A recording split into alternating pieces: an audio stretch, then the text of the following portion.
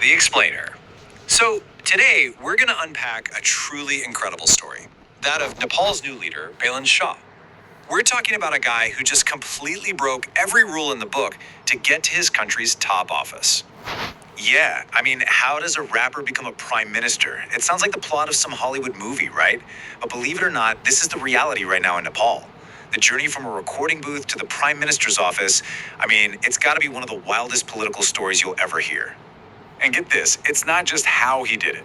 He's only 35 years old. That makes them the world's youngest serving state leader. It's just wild. So to really get our heads around this whole thing, we've got to go back.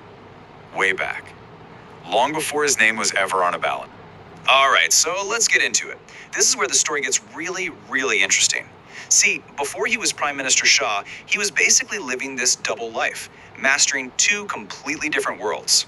So on the one hand, you've got this super educated professional. He's a qualified structural engineer. Has a master's degree. His whole thing was building and preserving heritage sites. The guy was literally an expert in building foundations. But then on the other hand, he was a trailblazer in the nif-hop scene. Yeah, Nepali hip-hop. And he wasn't just making music for fun. He was using it like a weapon, critiquing the very same society that he was physically building as an engineer. It's a crazy contrast. And his lyrics, that was his real platform. You look at tracks like Sadak Balak, that was all about the hardships of being a young person in the city. Balidan was a straight up call to fight corruption. So you see, he wasn't just making songs. He was building a movement. He was connecting with an entire generation that felt totally left behind by the establishment. So in 2022, he took all that energy, all that street cred, and he pointed it right at politics. He ran for mayor of Kathmandu as a total independent, and he won. It was this stunning victory that just rattled the country's political foundations to its core. And right out of the gate, his first moves as mayor got a ton of praise. He went after corruption by live streaming city meetings. Total transparency. He digitized government services. Plus, he was making real, tangible improvements that people could actually see and feel in their daily lives. But, and this is a big but, his style was super polarizing. For every popular reform he made, there was this controversial, almost strongman tactic. He got famous for using bulldozers to knock down what he called illegal buildings. This led to clashes with street vendors, squatters, and got him some serious heat from groups like Human Rights Watch. So yeah, he was both this celebrated reformer and, to some, a feared enforcer.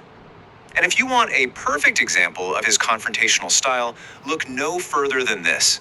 His wife's car gets stopped by traffic police, right? So what does he do? He goes on Facebook and threatens to burn down Singha Dorbar, the main government building.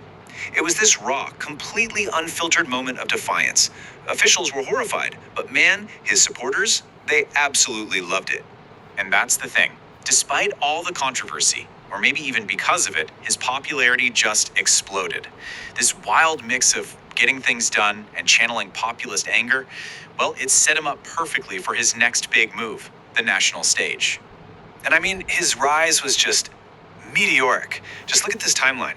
In less than 4 years, he goes from being this total political outsider, winning a mayor's race, to quitting that job to lead a major political party into a national election. The speed of it all is just breathtaking. But here's the kicker. He didn't play it safe. Not at all. He made this huge, high-stakes gamble. He decided to run in a district called Japa 5. Now, what does that mean? It means he was going head-to-head with KP Sharma Oli. We're talking a 4-time former prime minister, one of the most powerful guys in Nepali politics, on his home turf. The result? It wasn't just a win.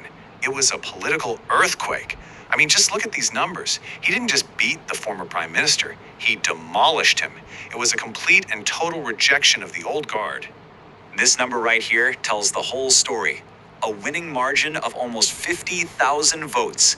And get this, his final vote count, 68,348, was the highest total ever recorded in Nepal's parliamentary election history. And the old record? It was held by the very guy he just crushed. You can't make this stuff up. So on March 27, 2026, it became official. Balen Shah was sworn in as prime minister. It was the final step in one of the most unbelievable political climbs we've seen in a long, long time, and the start of a whole new and pretty uncertain chapter for Nepal. So, what does this all mean? Well, he represents a complete and total break from the past. You see, his power doesn't come from the usual places, not from party bosses or old school alliances. It comes from a direct line to the youth, what some are calling a Gen Z wave, and from a public that's online and absolutely desperate for something new. And that leaves us with a really big question, doesn't it?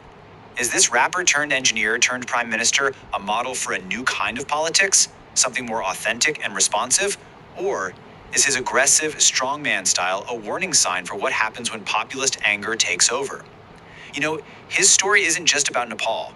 It's really a question for the future of democracy everywhere.